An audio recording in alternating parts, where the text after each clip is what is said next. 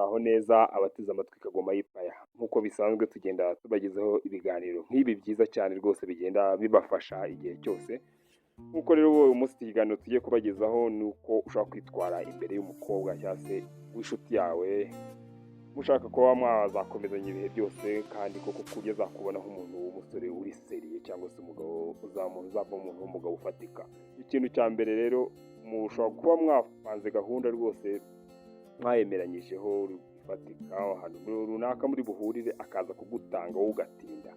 Igihe uzaba watinze rero ntuzapfe rwose kuba waza upfa kuvugagura ibyo ubonye, uzaze maze umubwire ati wakoze kuntegereza, ibyo bizaba bihagije. Uramenye rwose ngo ntuzagire ikintu na kimwe wongeraho, ariko naramuka bibaye ngombwa wenda akaza kubona yarakaye akakubwira ati se kuki wantindije, watindiye mu biki, ubwenda bw'amagambo make ati ni utu business nyine utuntu tw'utudire. Buriya ngo abantu b'abagabo ku tuntu tw'utu business rwose ngo biba biri sawa cyane, nko ku muntu w'umukobwa yumvishe ngo umusore we ngo harimo utuntu tw'akazi tuzana amafaranga ahita avuga ati ni sawa ni vala.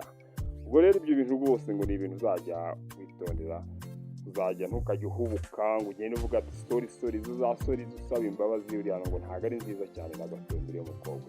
Ikindi kintu buriya ngo nuramuka ngo mugeze ahantu runaka bikaba ngombwa ko intebe rwose ngo ari imwe, ngo ntuzagere ngo wirwanira nawe ahubwo uzamureke yicaye maze ubundi wowe uhagarare rwose, yuko ngo aramutse we ahagaze wowe ukicara urumva ntabwo yaba byiza nk'umuntu w'umugore uhagaze hejuru. Byiza rero ni uko weho wamureka akicara wowe ukirengera ibyo bibazo. Buriya ngo umuntu ahagaze bigaragara ko ari we uri kwirengera ibyo bibazo birimo kuba muri iyo minota. Ikintu ugomba kujya rwose ngo ukitondera cyane ukajya ugikora muri ubwo buryo, nawe uzagaragara nk'umuntu nyine w'umugabo ufatika kandi ibihe byose. Kandi ikindi kintu ngo ugomba kuzajya witondera, uzajye nk'igihe ushobora hari abantu bagenda bazana ibintu by'amafoto rimwe na rimwe bagaragaza ahantu umusore yageze, ukagenda ngo werekane umukobwa rwose ngeze ku mazi, ngeze ndi mu kazi. Uramenye ntukajye ngo umwereke amafoto y'ahantu hose ugeze, kugira ngo bituma nyine nawe ataguhugiraho ku buryo ngo usanga ngo biba bibi cyane. Byiza rero ngo uramenye rwose ngo umwereke amafoto ngo ngeze hano bizatuma ngo nawe buriya ngo yaguca amazi avuga ati ubundi umuntu we uhora unyereka amafoto ubundi nibabamo.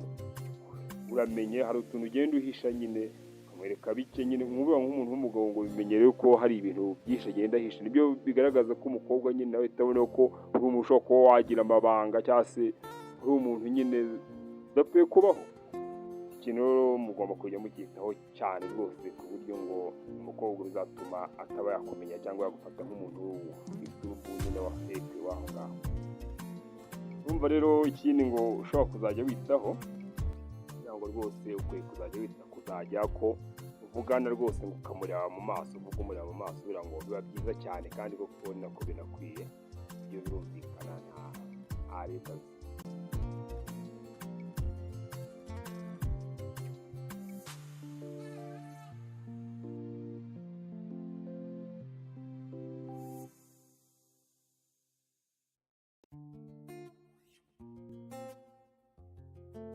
Ibyo rwose ngo bizagufasha cyane. Buriya ngo hari ikindi kintu abantu bose ngo b'abasore b'iki gihe basigaye ngo barimo kugenda ngo bakora nabi, kumva yuko ngo weho ngo ari wowe inshingano zawe cyangwa se ari nk'itegeko. Buriya ngo hari igihe ngo uhura n'umukobwa bwa mbere, mwahura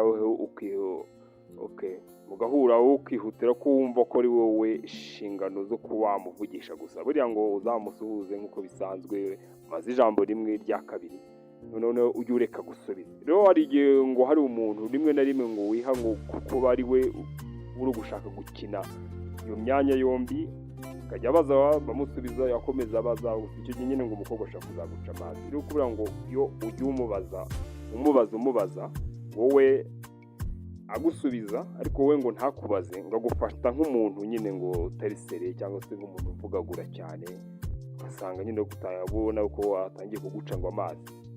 Rero ngo ukwiye kumubaza 50% akakubaza indi 50%. Ntabwo ari ukwiye kwiharira ibitekerezo byose cyangwa se ngo ugire wumve yuko ari we ngo urajya umubaza gusa we ngo we atagusubiza. Reka nawe ngo ajya akubaza ibindi bibazo mu gihe muzabasha kubaho nyine mwagendana neza cyane, ariko ngo wikumva yuko ari wowe byose bireba. Rero buriya ngo weho hari igihe wibwira yuko byose bireba ngo icyo gihe nyine we uzamutaha agaciro ubure byose nyine ngo nk'ingata imennye. Ikindi gihe n'umuntu ahuriye yumva ko uri buze kumubaza ibigambo byinshi, ariko buriya ngo iyo umubajije amagambo make nawe agusubiza ukigendera, cyangwa se iyo akwihoreye uramwihorera mwazanahura nyine akabona yuko uri umuntu w'umunyacyubahiro. Ibyo ashobora no kuba yanatekereza ko igihe umuntu yaramutse na nabi, icyo gihe nyine ukabona bibaye ngo bibi cyane kuba. Ikindi twababwira nka Kagoma Ipaya, ubwo rwose tugomba kubabwira ko mugiye mudukurikira ngo biba byiza cyane, kandi kuko turabyizeye biba byiza cyane udukurikira wowe wese. Ngomba kukubwira niba ufite amaso aryaryata cyangwa se niba amaso agenda azana utuntu tubazo tumwe na tumwe, ibintu ugomba gukora kwihutira rwose ni ukujya ufata ibikungu byawe byombi ukazamura untuza ku biti cye hano, ukagenda uzamura 1, 2, 3.